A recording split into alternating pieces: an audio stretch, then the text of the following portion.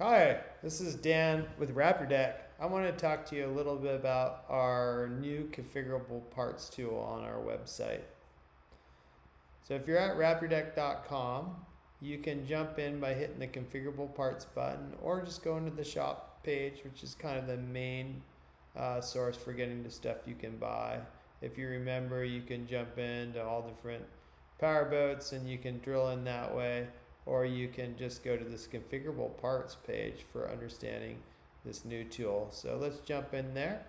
So when you jump in the page, you're going to be met with this. You have sort of a staging area canvas on the right that shows you what you're building. And on the left, you have all the selections.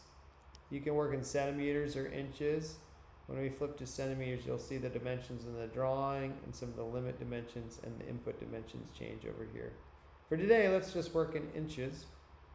Let's start with the rectangle. There's three shapes we can start as native shapes and then work from there. So we're starting with the rectangle. In this case, we got 24 by 18 with a 2-inch radius in the corners. You can actually just change things on the fly. So let's say this is 35 by 22 and you have a 3-inch radius. That's going to work and you're going to get a pad there. If you just jump down below, we could change those colors and maybe that is something like a cooler top. It can also be ordered in a single color. You can do some interesting things in this tool. For one, you can make some pretty long skinny shapes. Let's say you have a gunnel on your boat and you just want something that's 4-inch wide and it's a full 70 long. You might have noticed that the corner radius jumped back to 2. That's because it started at 3, but it just won't fit in there. So it's going to jump to whatever can actually fit. So that's a round corner. Maybe the low limit is a 1/2 inch, and that would be like a square corner.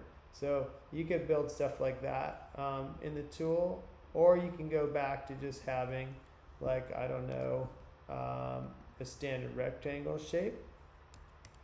Something like that, and maybe a corner radius of 2. It's fairly round, and then there's some different style options. So you could have it in 2-color foam, where we have a gray over black, and where the router machines are on the edge, you'll see that little stripe around the edge.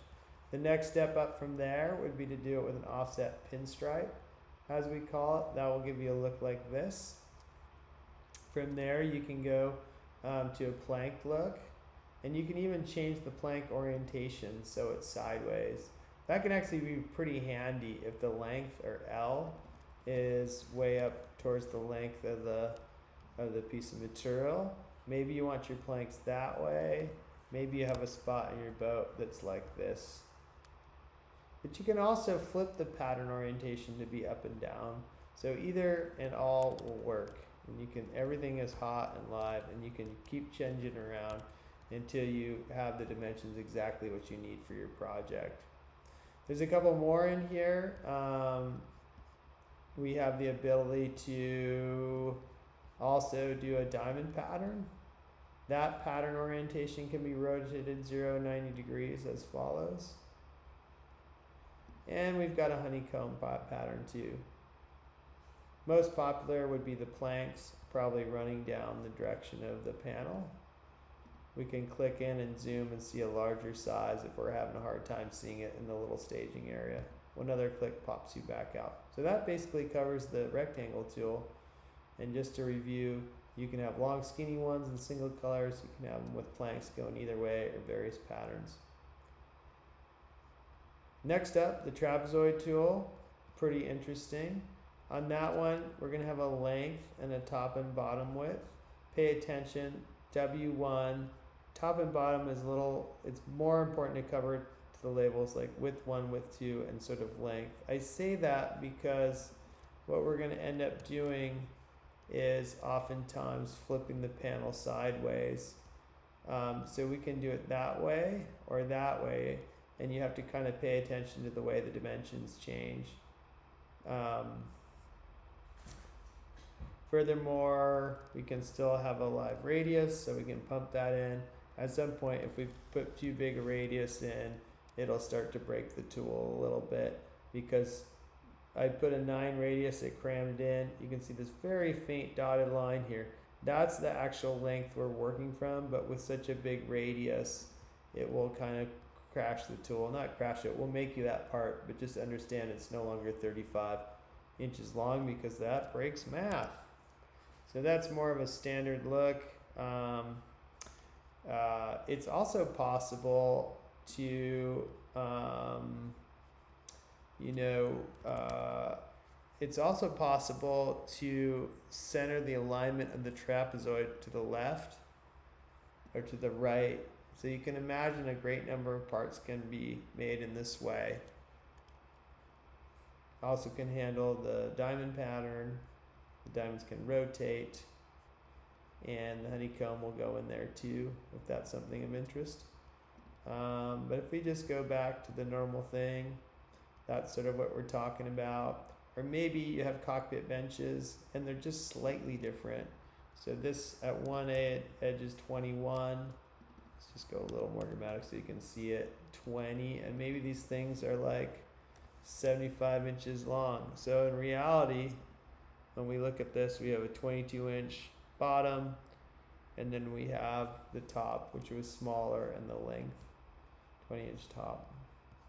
Still a little hard to see, but you can imagine that that is a trapezoid, and it's probably not centered. It's probably like that. That's a pretty common look for a side bench. Maybe that pattern orientation before and after on the boat, but that gives you some idea of the things you can do with the trapezoid tool. And one more I'd like to mention at the trapezoid tool, obviously you can make a rectangle with it, but one that comes in kind of handy on sailboats sometimes is the foot push. To do that one, we're going to flip this 90, of course it chunks it down to 40 because that's the maximum we can have in that direction. But let's pretend that this is a foot push and it is centered and it is plain gray foam and it doesn't have any extra routing. Let's say it has 1/2-inch radiuses in the corner, and then let's say if we pump in these two width values, maybe that's 65 and 75.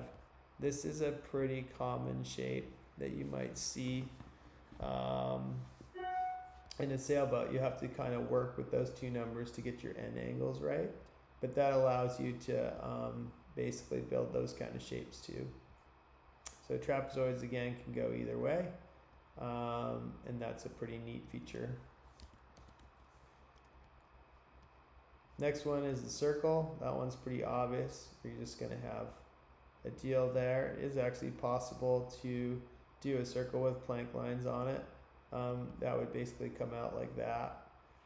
If you take a look at the pricing at some point, maybe you just need a plain circle for under jib block or something. You can build those too.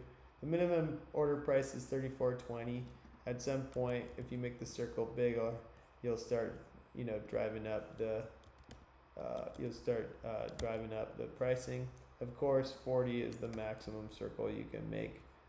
41 won't work because you would fall off the foam. Anyway, I hope this gives you some idea of how the tool works. I think it's pretty cool. Some thanks to AI for helping us build it.